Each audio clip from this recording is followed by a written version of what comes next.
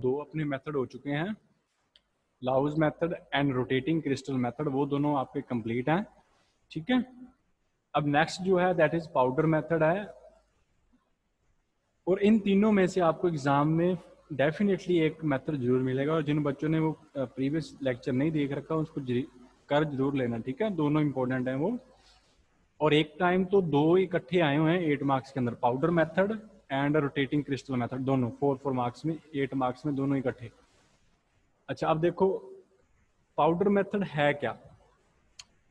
First of all जो powder method है ना, हम इसको यूज कब करते हैं, अगर हमने लेटेस्ट पैरामीटर्स जो है ना, अगर उनको हमने एक्यूरेटली फाइंड करना है, क्योंकि हमने क्यूब वगैरह कर रखी है। जैसे सपोज करो मैं यहाँ पे क्यूब ड्रॉ करता हूँ अपर यहाँ पे, अब अगर ये मैं क्यूब ड्रॉ कर रहा हूँ, ठीक है, तो अगर अब इसमें लेटेस्ट पैरामीटर होंगे, हमने पढ़ रखा है लेटेस्ट पैरामीटर क्या होते हैं, एक्स के लॉन्ग ए है, वाई के लॉन्ग बी है, एंड सो ऑन। ठीक है, जैसे एक साइड ए होगा, एक साइड बी होगा, एक साइड सी होगा, these are the latest parameters. तो अगर इनका हमने डिटर्मिनेशन करना है, देन आप पाउडर मेथड जो है इसको आप यूज करोगे, that is one of the best method. ठीक है, ठीक है, that is one of the best method है अगर आपने ये मैग्नीट्यूड वगैरह अगर फाइंड करना है ए बी एंड सी का। अब और दूसरा ये कहाँ पे यूज होता है बाद में करेंगे, पाउडर मेथड के अंदर है क्या, बट पहले ये देख लो है इसकी एप्लीकेशन कौन कौन सी हैं। नेक्स्ट इसके अंदर क्या है, इस मेथड को हम अगर कोई अलोएज वगैरह है उसका फेज डायग्राम के उसके अंदर कितना अलोहे का कंटेंट है, कौन सी मेटल कितने परसेंटेज के अंदर प्रेजेंट वगैरह है, ये चीजें देखनी है, तो अलोए सिस्टम की अगर स्टडी करनी है तब भी हम पाउडर मेथड जो है उसको यूज कर सकते हैं। ठीक है, अब इस मेथड के अंदर होता क्या है, in this method a narrow beam of monochromatic radiation strikes a finely powdered specimen contained in a thin walled capillary tube। ठीक है, अब इसके अंदर क्या होता है कि जो हमारे पास सपोज करो ये मेरे पास एक्सरेज आ रही हैं, दीज आर द एक्सरेज। ठीक है, अब यहाँ पे आगे एक थिन वॉल्ड कैपिलरी ट्यूब है, वो यहाँ पे प्लेस कर रखी है, कैपिलरी ट्यूब है, इसके अंदर ये बिल्कुल छोटे छोटे पार्टिकल्स हैं, that is the powdered particle है। दैट मीन्स कि जो आपका वो स्पेसिमेन था जिसकी आपने स्टडी करनी है उसको आपने किस फॉर्म के अंदर ले रखा है, पाउडर फॉर्म के अंदर ले रखा है। ठीक है, तो ये फर्स्ट ऑफ ऑल तो एक तो आपके पास क्या होगा, एक्सरे सोर्स हो गया, उसके बाद में ये आपके पास क्या है, दैट इज द ट्यूब है जिसके अंदर हमने क्या प्लेस कर रखा है, जिसके अंदर हमने दैट इज द क्रिस्टल जो है वो प्लेस कर रखा है, बट इन पाउडर फॉर्म है, that is not in single crystal नहीं है वो। ठीक है ना, वो पाउडर फॉर्म के अंदर यहाँ पे हमने प्लेस कर रखा है। ये जो आपके पास फॉर्म है वो कौन सी है, पाउडर्ड फॉर्म है। ठीक है, एक्सरे सोर्स है, ट्यूब है, उसके अंदर हमने क्रिस्टल ले रखा है। ठीक है, अब क्या होगा, यहाँ से जो आपकी एक्स रेज हैं वो इसके साथ कोलाइड करेंगी। ठीक है, तो वहाँ पे हमें डायफ्रैक्शन पैटर्न मिलेगा, अगर तो वो ब्रैग्स कंडीशन सेटिस्फाई हो रही है तब तो हमें पैटर्न मिलेगा, अदरवाइज पैटर्न नहीं मिलेगा। अब यहाँ पे इंटरेस्टिंग चीज ये है कि बच्चे यहाँ पे जो ब्रैग की कंडीशन है ना वो इतनी ज्यादा सेटिस्फाई होगी कि आपको number of lines, number of जो डायफ्रैक्शन लाइंस हैं वो मिलेंगी। क्यों, क्योंकि आपने क्रिस्टल को छोटे छोटे पार्ट्स के अंदर डिवाइड कर दिया। ठीक है ना, उसको आपने पाउडर फॉर्म में कन्वर्ट कर दिया। अब ये हर पाउडर जो है, हर पाउडर फॉर्म है वो एक स्मॉल क्रिस्टल की तरह एक्ट कर रहा है, और हर इनमें से किसी ना किसी के कोई 10-15 ऐसे क्रिस्टल होंगे जिनका जो डायफ्रैक्शन कंडीशन है 2d साइन थीटा इसको फॉलो करेंगे, 2d sine theta is equal to n lambda, and that is why हमें छोटे छोटे डायफ्रैक्शन स्पोर्ट्स मिलेंगे, एक ही लाइन के अंदर स्पोर्ट्स मिलेंगे, बिल्कुल छोटे छोटे होंगे, और वो इकट्ठे ज्वाइंट होकर क्या बना देंगे, एक डायफ्रैक्शन लाइन प्रोड्यूस कर देंगे। ठीक है, तो अगर सिंगल क्रिस्टल होता फिर तो उसमें ऐसे होता है कि 2-3 नंबर ऑफ जो हमारे पास डायफ्रैक्शन लाइंस है वो प्रोड्यूस हो जाती हैं, लेकिन अब ये सिंगल क्रिस्टल नहीं है, अब एक क्रिस्टल को हमने पाउडर फॉर्म के अंदर कन्वर्ट कर दिया, छोटे छोटे स्मॉल क्रिस्टल हो गए वहां पे। ठीक है, तो उसके कारण हमें डायफ्रैक्शन पैटर्न जो है ना वो एक बेटर पैटर्न मिलेगा, लार्ज नंबर ऑफ लाइंस मिलेंगे वहां पे। ठीक है, अब दूसरा क्या होता है, ये जो अपने पास ये जो अपनी ट्यूब है इसको एक फिल्म के अंदर प्लेस कर रखा होता है। जैसे आप फिल्म जो है ये किस टाइप की होगी, फॉर एग्जांपल ये आपकी जैसे वो इस शेप के अंदर ब्रेसलेट सा होता है ना, जो इस शेप का जो होता है, जैसे मान के चलो ये है इस टाइप से, ये ऐसी कुछ करके इसके राउंड जो होती है दैट इज ये अपर आएगा, ब्रेसलेट टाइप होता है, ठीक है ना, उसके अंदर ये ट्यूब जो है वो प्लेस कर रखी होती है। आगे जो प्रॉपर डायग्राम है वो आएगा। तो मेन बस इसके अंदर यही चीजें हैं, एक्सरे सोर्स है, एक ट्यूब है जिसके अंदर हमने क्रिस्टल ले रखा है, और वो क्रिस्टल क्या है, फाइन पार्टिकल्स के अंदर उसको क्या कर रखा है, डिवाइड कर रखा है। और बाकी जो है एक अपने पास फिल्म है, उसके अराउंड जो सिलेंड्रिकल फिल्म है, जो वो डायफ्रेक्शन पैटर्न वगैरह उसको क्या करेगी, नोट करेगी। ये आपके पास सिलेंड्रिकल फिल्म आ जाती है। बस ये इसके अंदर टोटल आपके जो कंपोनेंट्स हैं बस यही होंगे यहाँ पे, ठीक है। अब नेक्स्ट इसकी स्टडी देखते हैं कि जो इसकी वर्किंग वगैरह है, इसके अंदर कौन कौन सा किस टाइप का प्रोसीजर हो रहा है इसके अंदर। अब वो देखो, अब हमने यहाँ तक तो कर लिया कि ये कैपिलरी ट्यूब के अंदर हम इसको प्लेस करते हैं, चलो ठीक है। अब क्या होगा, for every set of crystal plane, हर क्रिस्टल प्लेन के सेट के लिए बाय चांस वहां पे क्या होगा, वन और मोर crystals will be in correct orientation to the given correct Bragg angle to satisfy Bragg's equation। मतलब क्या होगा कि अब ये छोटे छोटे कितने लार्ज नंबर हमारे पास क्रिस्टल्स हैं, अब बाय चांस कह लो या हमेशा ही ऐसा होगा कि इसमें से लार्ज नंबर ऑफ क्रिस्टल ऐसे होंगे जो आपकी ब्रैग्स इक्वेशन को सेटिस्फाई करेंगे, ठीक है। तो अगर वो ठीक है, अब उसके बाद में क्या होगा कि अगर वो ब्रैग कंडीशन को सेटिस्फाई करेंगे तो फिर क्या मिलेगी आपके पास, डायफ्रैक्शन मिलेगी, ठीक है ना। अगर तो सिंगल क्रिस्टल होता तब तो फिर एक दो डायफ्रैक्शन होती, चलो ठीक है, अब उसमें से पता नहीं कोई डायफ्रैक्शन पैटर्न फॉलो करे या ना करे, लेकिन अब इसमें से लार्ज नंबर ऑफ ये पार्टिकल्स हो गए, स्मॉल पार्टिकल्स, तो यहाँ से जो डायफ्रैक्शन होती है और जो सॉरी यहाँ से जो आपके पास ब्रैग्स कंडीशन है वो ज्यादा सेटिस्फाई होती है, तो लार्ज नंबर ऑफ जो आपके पास डायफ्रैक्शन पैटर्न है वो प्रोड्यूस होंगे, ठीक है। अच्छा, नेक्स्ट जो है वो क्या कह रहा है, each diffraction line is made up of large number of small spots. ये मैंने पहले बोल दिया कि ईच जो आपके पास डायफ्रैक्शन लाइन मिलेगी ना, वो छोटे छोटे छोटे छोटे स्पॉट्स से मिलकर बनती है, स्पॉट्स, ठीक है, स्पॉट्स से मिलकर बनेगी। और ये आपको दिखाई नहीं देंगे, टोटल स्पॉट्स होंगे लेकिन बने ये छोटे छोटे होते हैं, ठीक है। रिजोल्विंग पावर, रिजोल्विंग किसी आप इंस्ट्रूमेंट के अंदर देखोगे तो वहां पे आपको ये विजिबल होते हैं, छोटे छोटे स्पॉट होते हैं, ठीक है। अभी देखो, each spot is so small as to give the appearance of continuous line. इतने छोटे होते हैं कि वो आपको एक लाइन ही दिखाई देती है, ठीक है। लेकिन अगर ऐसा हो कि आपका क्रिस्टल जो है वो आपने ग्राउंड फाइनली नहीं कर रखा, मतलब कि आपने उसको ग्राइंड नहीं कर रखा अच्छे ढंग से, ठीक है, ग्राउंड लिख दिया, ग्राइंड आएगा यहाँ पे, अगर उसको आपने छोटे छोटे पार्टिकल्स के अंदर डिवाइड नहीं कर रखा तो उस केस में आपकी जो डायफ्रैक्शन है वो अपीयर नहीं होगी, डायफ्रैक्शन उस केस में नहीं होती, ठीक है। तो क्या था अपने पास मेन मेथड क्या है कि इस पाउडर मेथड के अंदर आपने जो सिंगल क्रिस्टल नहीं लेना, आपने उसको पाउडर फॉर्म के अंदर लेना है और वो लार्ज नंबर ऑफ क्रिस्टल की तरह एक्ट करेगा। आपने उसके ऊपर मोनोक्रोमेटिक रेडिएशन फॉल करवानी है, फॉल होके क्या होगा तो वहां से लार्ज नंबर ऑफ आपके पास प्लेन्स होंगे जो ब्रैग्स एंगल कंडीशन को सेटिस्फाई करेंगे, तो लार्ज आपको डायफ्रैक्शन पैटर्न मिलेंगे, लार्ज स्पॉट्स होंगे वो सारे कंटिन्यूस होंगे तो आपको एक लाइन मिलेगी, ठीक है। तो वो जो डायफ्रैक्शन पैटर्न बनेगा वो कहाँ पे बनेगा, एक सिलेंड्रिकल फिल्म होती है उसके ऊपर आपका जो डायफ्रैक्शन पैटर्न है उसके ऊपर बन जाएगा, ठीक है। तो ये आपका पाउडर मेथड है। अब नेक्स्ट देखो इसके अंदर क्या आएगा, नेक्स्ट है, अब ये देख लो यहाँ पे डायग्राम्स के अंदर, अगर आपने मोनोक्रोमेटिक एक्सरे बीम ले रखी है, ठीक है, ये एक्सरे बीम है, इस तरह से ये बीम है और ये आपका पाउडर पार्टिकल है जो ये ब्लैक कलर के अंदर ये यहाँ पे पार्टिकल्स हैं, और अगर ये सिंगल क्रिस्टल है, ठीक है, अगर ये पार्टिकल्स नहीं है, मान के चलो एक ही क्रिस्टल है, इस तरह से सिंगल ही क्रिस्टल है, तो वहां पे आपके पास नंबर ऑफ डायफ्रैक्शन होंगी लेकिन लार्ज नहीं होगी, 2 और 3 नंबर ऑफ आपके पास क्या हो जाएंगी diffraction, that is 1 2 and 3, clear है, अगर तो वो सिंगल क्रिस्टल हुआ।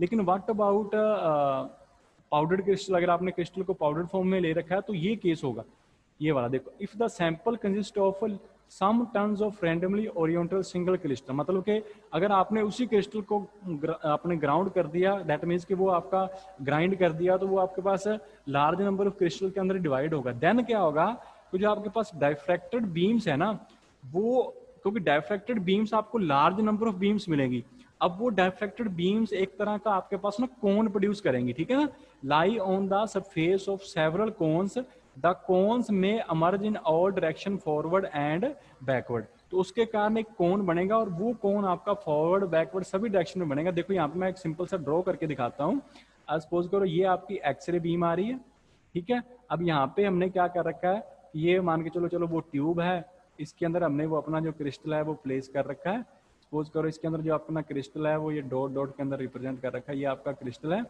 अब यहाँ पे क्या होगा, अब यहाँ पे अब यहाँ से डायफ्रैक्शन होगी, ये जो लाइट है यहाँ से डायफ्रैक्ट होगी, तो ये आपकी सिंपल एक्सिस है, इस एक्सिस से लाइट आई है, ऐसी लाइट पास भी हो जाएगी, ये एक्सिस है। तो इसके अराउंड क्या होगा, आपको डायफ्रैक्शन पैटर्न मिलेगा इस तरह से, ऐसे आपके पास क्या मिलेंगे, कोन्स मिलेंगे। एक इस साइड कोन मिल गया, ठीक है, कोई हो सकता है आपको कोन इस साइड भी कोन मिल जाए, कोई ऐसे इस साइड भी कोन मिल जाए, ठीक है। तो ये दो टाइप की कोन्स आ गए आपके पास, हो सकता है इससे कोन कोई बिगर कोन भी हो इस तरह से, ये आपके पास ऐसे बिगर कोन बनेगा, ठीक है। तो ये आपने डायग्राम के अंदर शो करना है वहां पे, ठीक है। एक्सरे ये आपका स्पेसिमेन हो गया, उसके बाद में इसके अराउंड आप फिल्म भी शो करनी है, और बाद में आपने उसके अंदर ये जो आपके कोन्स हैं वो भी शो करने हैं, ठीक है। क्लियर है। तो इस तरह से आपको अब ये कौन से बन क्यों रहे हैं, क्योंकि छोटे छोटे स्पोर्ट्स हैं, यहाँ पे भी स्पोर्ट्स होंगे इस तरह से, यहाँ पे भी स्पोर्ट्स होंगे इस तरह से, तो वो सारे ज्वाइन करते जाओगे तो वो आपके पास एक क्या बन जाएगा, फनल शेप, कौन शेप हो जाएगी, ठीक है। क्लियर है। अच्छा, अब वो डायग्राम देखो जो हम कर रहे थे, सेकंड वाला डायग्राम ये रहा। अब देखो ये, अब इसके अंदर क्या हो रहा है, ये आपका वो पाउडर पार्टिकल था, अब यहाँ से बैक रिफ्लेक्शन हुई, ये देखो ये बैक रिफ्लेक्शन है, और ये कौन बन गया, दैट इज कौन बन गया, ठीक है। तो ये नीचे लिखा हुआ है, इसके ऊपर लिखा हुआ है that is the back reflection, और ये इस पार्टिकल से आगे आगे वाली साइड रिफ्लेक्शन हुई है। ये देखो कितनी लाइंस यहाँ पे शो कर रखी हैं, लार्ज नंबर ऑफ लाइंस है, ऐसे करके बहुत सारी लाइंस होंगी, और जिसके कारण आपके पास क्या मिलेगा, एक आपको कौन मिलेगा, और ये कौन सी रिफ्लेक्शन है, दैट इज फ्रंट रिफ्लेक्शन। तो दैट मीन्स कि पाउडर मेथड के अंदर आपको जो रिफ्लेक्शन मिलेंगे, जो डायफ्रैक्शन पैटर्न मिलेगा आपको, वो दोनों साइड मिलेगा। इसीलिए हमने जो यहाँ पे फिल्म यूज की है ना, वो पैटर्न कैप्चर करने के लिए सिलेंड्रिकल किया ऑल अराउंड, कि सारा जो ये आपका क्रिस्टल है उसको चारों तरफ से उसको कवर करके रखे, ताकि आपका पैटर्न वगैरह कंप्लीटली आप वहां पे बना सको, ठीक है। तो एक्चुअल में ऑपरेटस कैसा दिखेगा वो आपको थर्ड केस के अंदर है, ये देखो इस टाइप का ऑपरेटस होता है आपका। ये आपकी एक्सरे जो है वो आ रही है, ये रही मेरे पास, ये आपकी एक्सरे आ रही है, दिस वन, ठीक है। अब ये बिल्कुल सेंटर से है, ये देखो होल दिख रहा है ना यहाँ पे, ये वाला होल, अब मैंने ग्रीन कलर के अंदर रिप्रेजेंट कर रहा हूँ, ये वाला होल, ये यहाँ पे होल है, यहाँ पे देखो ये छोटा सा होल है, इसके थ्रू वो आपकी जो एक्सरे अंदर जाएगी, ठीक है। और वो वहाँ पे एक छोटी सी ट्यूब है जिसके अंदर हमने ये क्रिस्टल वगैरह प्लेस कर रखे हैं, उसके ऊपर ये फॉल करेगी, स्ट्राइक करेगी, आफ्टर दैट आपको पैटर्न मिलेगा, और ये इससे आगे पास होके बाहर भी चली जाएगी, ठीक है। तो लिखा हुआ है a sample of some 100 of crystal show that the diffracted beam form continuous cones, ठीक है। तो यहाँ पे जो आपके पास सैंपल जो होगा इतने क्रिस्टल्स का, वो ये शो करेगा कि आपके पास जो डायफ्रैक्टेड बीम्स मिलेंगी ना, वो कैसी मिलेंगी, कंटिन्यूस कोन्स मिलेंगे, कंटिन्यूस कोन्स होंगे, ठीक है ना। जैसे ये फर्स्ट कोन है, ठीक है, ये आपका पिंक कलर के अंदर कौन है, ये ग्रीन कलर के अंदर कौन है, तो इस टाइप के आपको कोन्स मिलेंगे, और आपने इस टाइप का डायग्राम वहां पे बच्चे ड्रॉ करना है, ये वाला, ठीक है ना। इसके अंदर अगर दो कौन कर सको तो बेटर है, दो जरूर करने, तीन थोड़ा सा कम्प्लेक्स हो जाएगा, दो ही कौन कर देना, और ये डायग्राम अगर ड्रॉ कर पाओ तो ये सबसे बेटर है, ये वाला, ठीक है। ये आपकी फिल्म होगी, बस रिप्रेजेंट करना, ये आपकी फिल्म है, ठीक है। ये आपके पास सोर्स है, ये आपके पास क्या है, क्रिस्टल है, ठीक है, और ये आपके पास फिल्म होगी, बस यही है इसके अंदर मेन ऑपरेटर्स, ठीक है। अच्छा, इस circle of film is use to record the diffraction pattern as shown. अब ये जो सर्कल, ये फिल्म सर्कल शेप वाली जो फिल्म यूज की, हमने क्यों यूज किया, पैटर्न को नोट करने के लिए, वो मैंने आपको पहले एक्सप्लेन कर दिया, ठीक है। क्लियर है, हो जाएगा ये वाला। अच्छा, अब नेक्स्ट देखो, ये डायफ्रैक्शन पैटर्न हो गया इसके अंदर। अब नेक्स्ट क्या है, यहाँ पे देखो कि जो डायफ्रैक्टेड रे है ना, वो जब उस स्पेसिमेन से, जैसे मान के चलो ये वो ट्यूब थी जिसमें से वो बाहर जाएगी, अब मान के चलो ये ट्यूब रेड कलर के अंदर आपकी रे आई थी, इससे पास होके इस साइड चलेगी। अब ये जो चाहे वो बैक रिफ्लेक्शन हो रही है, चाहे वो फ्रंट रिफ्लेक्शन हो रही है, तो उसके कारण यहाँ पे कौन बनेगा, ये मान के चलो ये जो मेरे पास कौन बनेगा, यहाँ पे ये कौन बना है ना, तो यहाँ पे इस साइड भी एंगल थीटा होगा, ये भी एंगल मेरे पास थीटा होगा, तो टोटल ये वाला जो एंगल बनेगा वो मेरे पास क्या बनेगा, 2 थीटा बनेगा। वही यहाँ पे शो कर रखा है, make an angle 2 theta with original direction के साथ, टोटल जो एंगल बनेगा ना उस कोण का, वो आपके पास 2 थीटा बनेगा।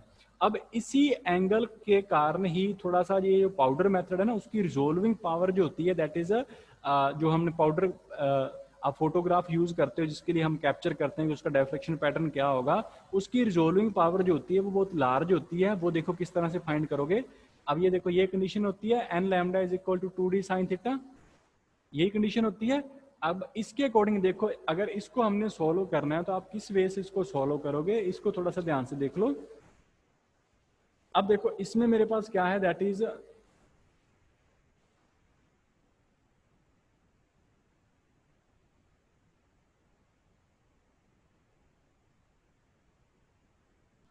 हाँ जी देखो, अब देखो इसके अंदर क्या है। अब ये मैं यहाँ पे आपको ड्राइव करके दिखा रहा हूँ, दैट इज अलग पेज के ऊपर है। यहाँ पे देखो इसको, यहाँ पे अब जो कंडीशन होती है वो होती है मेरे पास 2d sine theta is equal to n lambda. चलो ठीक है, ये कंडीशन है अपने पास, ठीक है। अब अगर इसको मैं डिफ्रेंशिएट कर दूं with respect to theta, differentiating with respect to, अगर मैं थीटा के विद रिस्पेक्ट टू इसको डिफ्रेंशिएट करवा दूंगा तो क्या आएगा। देखो 2 तो सेम रहेगा, कांस्टेंट है। अब u इंटू वी फॉर्मूला लगेगा, पहले का डेरिवेटिव डेल ऑफ डी लिख लोगे, इसको डेल डी लिख लो, साइन थीटा सेम रह जाएगा, चलो ठीक है। फिर प्लस में डी बाहर रख लो, साइन थीटा का डेरिवेशन करोगे तो क्या हो जाएगा, कोस थीटा हो जाएगा, ये आ गया कोस थीटा, ठीक है। अच्छा उसके बाद में नेक्स्ट जो आएगा, इसका भी आपने डेल करना है, किसका, एन लैम्डा का आपने डेल करना है। तो यहाँ से ये मेरे पास क्या आ गया, 2 delta D sine theta plus में क्या आ गया 2d कोस थीटा और इक्वल टू क्या आ गया ये वैल्यू। अब देखो इसमें n जो है नंबर होता है, वो कांस्टेंट है। लैम्डा आपने मोनोक्रोमेटिक लाइट यूज की है तो उसकी वेवलेंथ एक ही होती है, तो उसका डेरिवेटिव करोगे, कांस्टेंट का डेरिवेटिव क्या होता है, 0 होता है आपके पास, ठीक है। तो यहाँ से एक दूसरी साइड दोनों अलग अलग कर दो, तो ये मेरे पास आ गया 2 del d sine theta is equal to क्या आ गया, ये दूसरी साइड चला गया -2d कोस थीटा। तो यहाँ पे मेरे पास 2 से 2 कट गया, ठीक है। अगर यहाँ से मैं ये वैल्यू फाइंड करूंगा, यहाँ पे देखो मेरे पास दैट इज, अच्छा यहाँ पे ना हमने जो ये डेरिवेटिव किया था वो मैंने इसके साथ लिया नहीं है, वो हमने डेरिवेटिव देखो यहाँ पे जैसे ये डेरिवेटिव कर रहे हैं विद रिस्पेक्ट टू थीटा, तो किसके विद रिस्पेक्ट टू किया है, डेल थीटा नीचे आएगा, जैसे डी बाई डी थीटा लिखते हैं ना, ये वही चीज़ है, कोई इसमें कोई ज़्यादा चेंज नहीं है, d by d theta same ही चीज़ है। तो इसको मैं डी बाई डी थीटा से करवा देता हूँ, इसमें ज़्यादा कन्फ्यूजन सी लग रही होगी। दोबारा देख लो, that is 2d sine theta, 2d sine theta is equal to n lambda. आपने डेरिवेटिव करना है विद रिस्पेक्ट टू थीटा, तो ये क्या आ गया 2 आउटसाइड है, तो ये मेरे पास अगर d बाय क्या हो जाएगा, d थीटा किसका कर रहे हो, d का कर रहे हो ना। तो बस प्रॉब्लम ये थी कि ये d ऑलरेडी आ गया, इसलिए यहाँ पे आप d लिखोगे तो थोड़ा सा अजीब सा लगेगा, इसीलिए इसको उन्होंने क्या किया, एक बार इसको लिख लो, चलो साइन थीटा मेरे पास क्या रहेगा, सेम रहेगा, प्लस में क्या आएगा, अब d तो बाहर आ गया, साइन का डेरिवेशन क्या होता है, दैट इज कोस थीटा, और आगे एन लैम्डा का डेरिवेशन करोगे d by d theta of क्या आ जाएगा, एन लैम्डा आ जाएगा। अब बस ये यहाँ पे डी है, यहाँ पे भी डी है, तो ये थोड़ा सा इस प्रॉब्लम कॉम्प्लेक्स ना लगे, इसलिए उन्होंने क्या किया, इसको डेल्टा लिख लिया, ये आ गया delta D divide by delta D, delta theta sorry बच्चे यहाँ पे, ये आ गया मेरे पास साइन थीटा, और प्लस में क्या आएगा, डी सेम है, और साथ में क्या आ गया, कोस थीटा, ठीक है। और यहाँ पे ये जो डी बाई डी थीटा, इसकी तो वैल्यू आने वाली है 0। तो अब यहाँ से इसको कंपेयर करोगे तो ये मेरे पास आ गया 0 के इक्वल है, तो del d by del theta cos theta, sorry बच्चे यहाँ पे ये मेरे पास आएगा sine theta, that is d by d theta sine theta, और प्लस में क्या आएगा, डी कोस थीटा। अब ये किसके इक्वल आएगा, ये भी तो फिर 0 के इक्वल आएगा ना, क्योंकि ये ब्रैकेट इक्वल टू 0 है, तो ये 0 के इक्वल हो गया।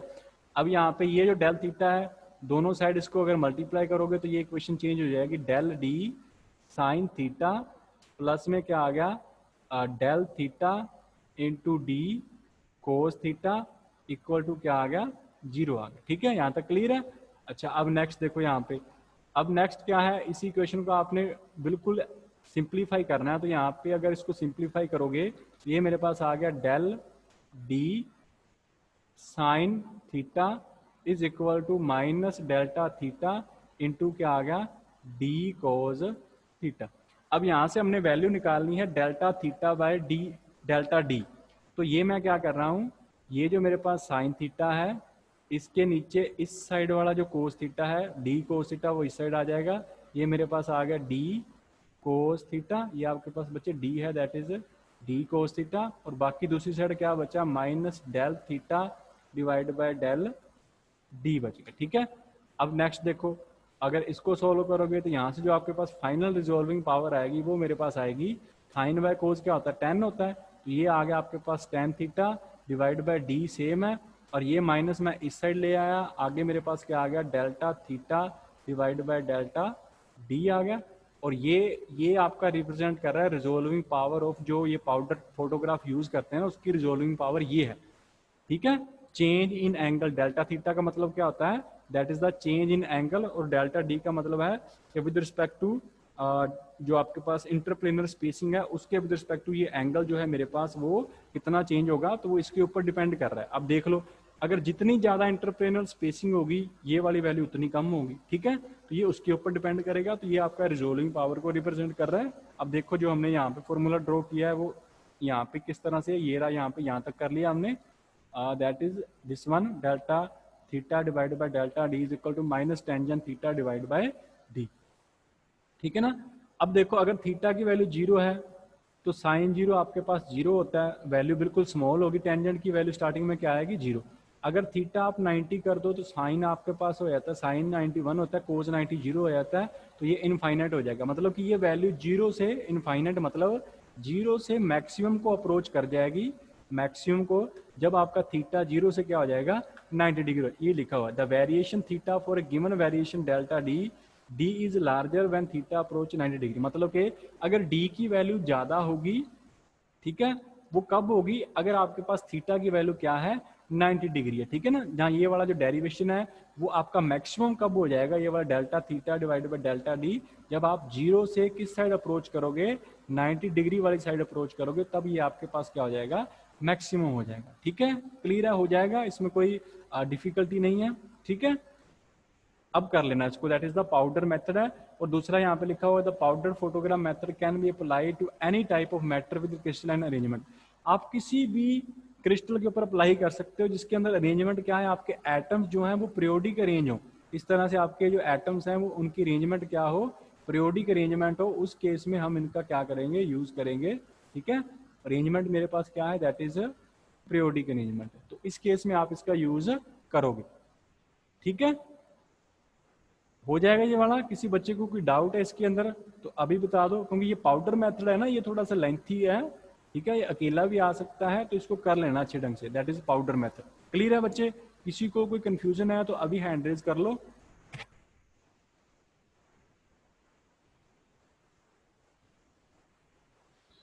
क्लियर है अभी सभी को, चलो ठीक है। अब नेक्स्ट देखो, ये पाउडर मेथड हो गया, दैट मीन्स आपके 3 मेथड जो है वो कंप्लीट हो चुके हैं। अब हमने नेक्स्ट करना है, जो मैंने कल बोला था कि आपका बेसिक लेक्चर होगा रेसिप्रोकल लेटिक्स, और जो डायरेक्ट लेटिस है वो क्या है, क्यों उनकी अरेंजमेंट आई है, मीनिंग क्या है उनका। और ये एग्जाम में क्वेश्चन, हर बार क्वेश्चन आता है, रेसिप्रोकल लेटिस किसे बोलते हैं, that is the reciprocal lattice, ठीक है। What do you mean by reciprocal lattice, and also explain the properties of reciprocal lattice. तो इसकी आपको प्रॉपर्टीज भी एग्जाम में पूछी जाती हैं, और ये इंपॉर्टेंट क्वेश्चन है। मैंने कल बोला था जस्ट बेसिक है, दैट इज नॉट बेसिक, ये आपके एग्जाम पॉइंट ऑफ व्यू से भी इंपॉर्टेंट है, एग्जाम में बहुत बार ये क्वेश्चन आया हुआ है, ठीक है। अब देखो रेसिप्रोकल लेटिस हमें करने से पहले हमें डायरेक्ट लेटिस क्या होती है उसके बारे में भी पता होना चाहिए, ठीक है। अब देखो डायरेक्ट लेटिस मेरे पास क्या है, पहली बात तो ये है कि क्रिस्टल की 2 टाइप की लेटिस हो सकती है, एक डायरेक्ट लेटिस होती है और एक आपके पास कौन सी होती है, रेसिप्रोकल होती है। मतलब कि जो डायरेक्ट लेटिस का उल्टा होगी, डायरेक्ट बच्चे कौन सी है, जो हमने फर्स्ट यूनिट के अंदर सिंपल हमने की थी ना, ब्रेवियस लेटिस, वो आपकी डायरेक्ट लेटिस है, उसके अंदर जो भी हमने स्टडी किया है वो डायरेक्ट लेटिस के अंदर आती है, ठीक है। उसका उल्टा करना है, उसका रिवर्स करना है, तो वो आपका किसके अंडर आएगा, that is under reciprocal lattice, ठीक है। अच्छा अब देखो पहले डायरेक्ट लेटिस क्या है मेरे पास। अगर ना आप यहाँ पे सपोज करो मेरे पास, आपके पास जो सिचुएशन है वो ये है कि आप 2D के अंदर मूव कर रहे हो, ठीक है, आपका जो मोशन है दैट इज इन 2D है। तो अगर आपका मोशन 2D के अंदर है, सपोज करो आप 2D के अंदर मूव कर रहे हो, तब आपको कितने पॉइंट्स चाहिए उस चीज को रिप्रेजेंट करने के लिए। सपोज करो ये मेरा एक लेटेस्ट पॉइंट है, एक मेरा लेटेस्ट पॉइंट यहाँ पे है, ये मेरा O था, और मैंने O से उठ के कहाँ पे आना है, O डैश पे, यहाँ मैंने एटम प्लेस करना है O से O डैश के ऊपर। तो मुझे कुछ तो डिस्टेंस इस साइड मूव करनी पड़ेगी, सॉरी मैं इसको अलग कलर से रिप्रेजेंट करता हूँ, इसको कुछ तो डिस्टेंस आपको इस साइड मूव करनी पड़ेगी इतनी। आफ्टर दैट आपको कुछ डिस्टेंस इस साइड मूव करनी पड़ेगी, ये मान के चलो A है, ये Y एक्सिस में है तो B है। इट मींस अगर आपने O से O डैश मूव करना है तो आपको क्या चाहिए, आपको दो वेक्टर्स चाहिए। और ये मैंने जब ट्रांसलेशनल वेक्टर की डेफिनेशन करवाई थी वो यही था कि जो आपके दो लेटेस्ट पॉइंट को ज्वाइन करता है उसको क्या बोलते हैं, ट्रांसलेशनल वेक्टर। अब देखो ये इन दोनों को ज्वाइन करेगा, ये आपका वेक्टर कौन सा होगा, ये आपका होगा that is the translational vector. ये आपके पास कौन सा वेक्टर है, ट्रांसलेशनल वेक्टर होगा ये वाला, ठीक है। तो अब ट्रांसलेशनल वेक्टर को टी से लिखते हैं, ये किसके इक्वल होगा, एक तो ए आएगा आपके पास, एक्स एक्सिस के अंदर ए है, वाई एक्सिस के अंदर आपके पास बी है, और इसके साथ एक नंबर आएगा n1 आ जाएगा, यहाँ पे आपके पास n2 आ जाएगा। और ये किस केस के अंदर है, 2D के अंदर है, और ये मैंने पहले एक्सप्लेन किया था इस टाइप का, ठीक है ना। n1 n2 है, नंबर है कि आपको कितने ए कितने बी मूव करने पड़े, आप फिर उस लेटेस्ट पॉइंट पे पहुंचे हो, ठीक है ना। अगर ये तो चलो सिंपल केस था, अगर कुछ ऐसा केस हो जाए, मान के चलो मैं लेटेस्ट पॉइंट ड्रॉ कर रहा हूँ यहाँ पे, फर्स्ट वन, सेकंड है, थर्ड है, फोर्थ है, फिफ्थ है, सिक्स्थ, सेवंथ, एट्थ, इस टाइप से हमें लेटेस्ट दे रखी है, और हमने इस पॉइंट को इसके साथ ज्वाइन करना है।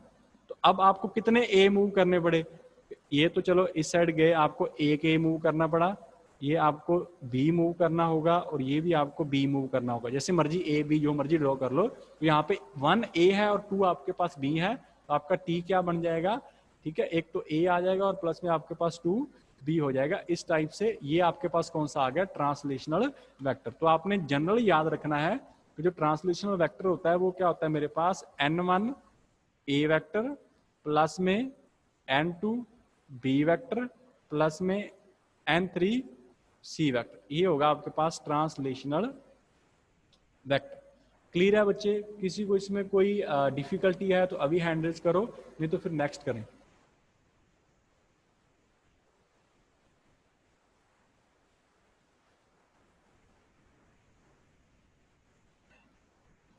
हाँ जी, क्लियर है सभी को। अच्छा, अब ये जो ए बी सी होते हैं ना, इनको देखो क्या बोलते हैं, that is a b and c, इनका नेम दिया गया है, these are your primitive lattice vector हैं ये वाले, ठीक है। These are the primitive lattice vectors, ये आपके पास प्रिमिटिव लेटिस वेक्टर्स हैं, ठीक है। प्रिमिटिव लेटिस वेक्टर्स हैं, किस लेटिस के अंदर है, इन डायरेक्ट लेटिस। आपने याद रखना है, अगर डायरेक्ट लेटिस के अंदर आपने प्रिमिटिव वेक्टर्स बताने हैं तो वो आपके कौन कौन से हैं, एक ए होगा, एक बी होगा, एक सी होगा, और तीनों आपके स्मॉल होंगे, ठीक है। इनका नेम याद रखना है, इनको प्रिमिटिव लेटिस वेक्टर बोलते हैं, पर किस लेटिस के हैं, ये डायरेक्ट लेटिस के हैं। तो अब बात बची है कि जो आपकी नेक्स्ट वन है रेसिप्रोकल लेटिस है, वो क्या चीज है। अच्छा, दूसरा यहाँ पे याद रखना कि डायरेक्ट लेटिस की जो आपके पास यूनिट होती है ना, जो आपकी डायरेक्ट लेटिस होगी उसकी यूनिट होती है लेंथ। जैसे ए है, अब ए के लिए आप क्या लिखोगे, लेंथ होगी ना, एंगस्ट्रॉम होगी या कुछ भी होगी, तो इसके लिए जो आपके पास यूनिट है, इसकी यूनिट होती है सिंपली लेंथ। वो लेंथ कुछ भी हो सकती है, मीटर, सेंटीमीटर, एंगस्ट्रॉम, नैनोमीटर, कुछ भी हो सकती है वो, ठीक है। तो वो लेंथ होगी, ये याद रखना, यहाँ पे इंपॉर्टेंट चीज है ये। अब नेक्स्ट देखो, ये आपकी डायरेक्ट लेटिस जो है यहाँ पे एक्सप्लेन कर रखी है, ये सारी हमने एक्सप्लेन कर ली है, ठीक है। ये यहाँ पे ओ पॉइंट था, ओ से आपने बी तक जाना था, तो आप ऐसे गए या इस तरह से गए या इस साइड से आए और इस साइड से गए, ठीक है। तो इसको बोलते हैं that is the lattice translational vector भी बोलते हैं ये वाले, ठीक है, जिसको हम ज्वाइन करते हैं। क्लियर है। और ट्रांसलेशनल वेक्टर की वैल्यू आपने याद रखनी है, टी प्लस में क्या हो जाएगा, दैट इज टी प्लस में ये वाली value n1 a plus n2 b plus n3 c, ठीक है। हो जाएगा बच्चे, कोई कंफ्यूजन तो नहीं इसमें, कर लेना इसको। अब नेक्स्ट देखो, अच्छा इसमें ना ये पॉइंट छोड़ देना, ये वाला, बाकी आपने सारे करने हैं, बाकी आपको सारे करवाए हुए हैं, ठीक है। अब नेक्स्ट देखो, नेक्स्ट आएगा मेरे पास रेसिप्रोकल लेटिस जो है वो क्या चीज है। ये थोड़ी सी ब्लर है बच्चे, ये क्या है, that is the reciprocal lattice है, और ये इंपॉर्टेंट क्वेश्चन है, 4 मार्क्स में तो डेफिनेटली आएगा रेसिप्रोकल लेटिस, ठीक है। अब देखो क्या है रेसिप्रोकल लेटिस के अंदर। अब इसके अंदर बच्चे आपके पास क्या आएगा, अगर आप रेसिप्रोकल लेटिस का कंसेप्ट अप्लाई कर रहे हो, हम आगे देखते हैं कि वो है क्या चीज। पहले ये देखो यूज कर क्यों रहे हैं। अगर आप आरएल का मतलब है यहाँ पे रेसिप्रोकल लेटिस, अगर आप रेसिप्रोकल लेटिस का यूज कर रहे हो तो हमारे लिए जो स्लोप्स वगैरह फाइंड करने होते हैं ना किसी प्लेन के, जहां उन दो प्लेन्स के अंदर डिस्टेंस कितनी है, वो फाइंड करना इजी हो जाता है। अदरवाइज अगर आप सिंपल यूज कर रहे हो, डायरेक्ट लेटिस यूज कर रहे हो, तो उसके साथ आपको ये वाली वैल्यूज फाइंड करनी है। अगर आपने स्लोप निकालना है किसी प्लेन का, या अगर आपने इंटरप्लेनर स्पेसिंग निकालनी है, तो उस केस में वहां पे हमारे पास ये चीजें डिफिकल्ट हो जाती है। ठीक है, नेक्स्ट क्या है? नेक्स्ट है मेरे पास every reciprocal lattice vector is normal to a set of parallel planes of crystal lattice and that is important। ये आपकी मेन डेफिनेशन है रेसिप्रोकल लेटिस की। ठीक है, तो जो आपकी रेसिप्रोकल लेटिस के अंदर जो उसके रेसिप्रोकल लेटिस वेक्टर होंगे, जैसे डायरेक्ट लेटिस में जो आपके डायरेक्ट लेटिस वेक्टर थे, वैसे रेसिप्रोकल के अंदर रेसिप्रोकल लेटिस वेक्टर होंगे। अब वो होंगे कैसे, मान के चलो ये मैं यहाँ पे ड्रॉ कर रहा हूँ, नंबर ऑफ आपके पास लेटिस वेक्टर्स हैं, these are the lattice vectors। ठीक है, अब ये मेरे पास लेटिस वेक्टर है, यहाँ पे ये मान के चलो ये मेरे पास फर्स्ट प्लेन है, ये वाला आपके पास, ये आपके पास क्या है, सेकंड प्लेन है। तो इन प्लेन्स के बिल्कुल नॉर्मल जो होगा, नॉर्मल वेक्टर बिल्कुल परपेंडिकुलर। ठीक है, every reciprocal lattice vector is normal to a set of parallel plane. अब ये सेट है एक पैरेलल प्लेन का, तो इसके जो बिल्कुल नॉर्मल होगा वो आपका कौन सा होगा, इसको हम बोलेंगे रेसिप्रोकल लेटिस वेक्टर। तो क्लियर है ना, जो आपके नॉर्मल केस में जो प्लेन्स थे उनके आपने नॉर्मल केस मतलब डायरेक्ट लेटिस में उनके उस सेट के आपने एक परपेंडिकुलर जो उसके नॉर्मल होगा ना, उस वेक्टर को बोलते हैं रेसिप्रोकल लेटिस वेक्टर। ठीक है, अब नेक्स्ट देखो, ये जो रेसिप्रोकल लेटिस वेक्टर होता है ना, इसको हम कहां पे डिफाइन करते हैं, इसको हम मोमेंटम स्पेस में डिफाइन करते हैं।